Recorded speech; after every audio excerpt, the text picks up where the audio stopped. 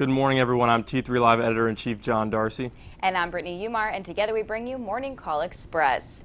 So futures are up big this morning on hopes that the government shutdown might finally come to an end. There is no guarantee here, though, John. So could we get pretty shaken later if it looks like we might not get one immediately? It's quite a reaction we're seeing this morning just on news that they're starting to negotiate a little bit. Conservatives in Congress are saying that they're open to a potential debt limit increase of 4 to 6 weeks, sort of kicking the can down the road the way we've done several times for the last few years. And then we keep bumping into the debt ceiling, keep running into these negotiations. They continue to get more and more contentious and more damaging for the market. But it shows how desperate the market is for good news right now, that just news that conservatives are coming to the negotiating table, and it sounds like Democrats as well are ready to negotiate.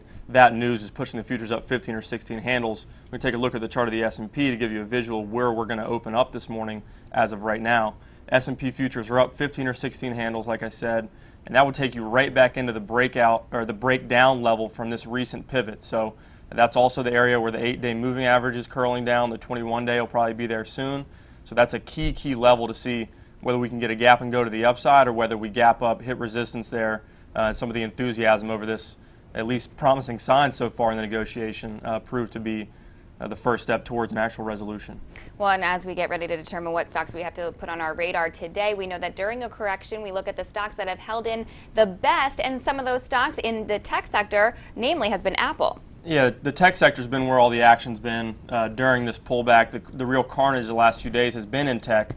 So I think that's the area with the most opportunity right now.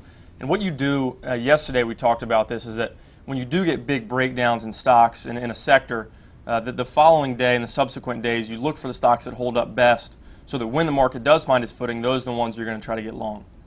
Right. So why don't you show us Apple and the key levels that you're watching there today? Yeah, Apple's one that we talked about yesterday, staged a reversal, traded below the previous day's low, then back above, still above the 8 and 21-day moving average.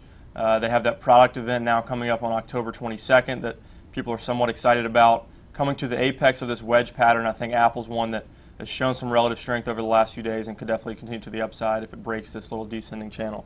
Other ones that look like there's potential to regain their footing even more strongly if we get a bounce here could be Sina and Google. Yeah, Sina's one that really separated itself within the Chinese internet sector with a nice red dog reversal yesterday. Traded just like Apple below the previous day's low, then back above. It's back here above its 21-day moving average, still in this upper level base, one that I think could give you nice upside today. And Google, like you said, not as impressive yesterday, but one that held a key support level here, wide travel range, but one that looked like it stopped its downside momentum. This is another one that I think could get some upside, but the 8 and 21-day moving average will be key obstacles there.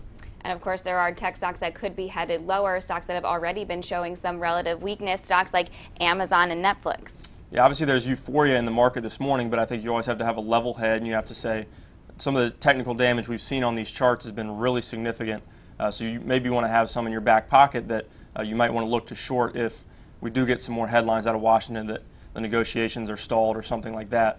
And examples of those: Amazon, really weak, wasn't able to get a reversal like some tech stocks yesterday, well below its 8 and 21-day moving average. It'll probably gap up with the rest of the market, but one to be very reticent of. Netflix, same thing, extended to the downside yesterday rather than finding its footing like some other stocks in tech. One that, you know, it'll probably be up significantly this morning also, but one you could potentially look to short the bounce. And then LinkedIn, these social media names could continue to get hit. LinkedIn was able to bounce a little bit better than Netflix and Amazon yesterday, but still feels like it's weak and still feels like maybe some hedge funds are clearing stocks like LinkedIn off their books to make room for the Twitter IPO. All right, and we're going to talk about all of this and more in the full morning call, so stay with us.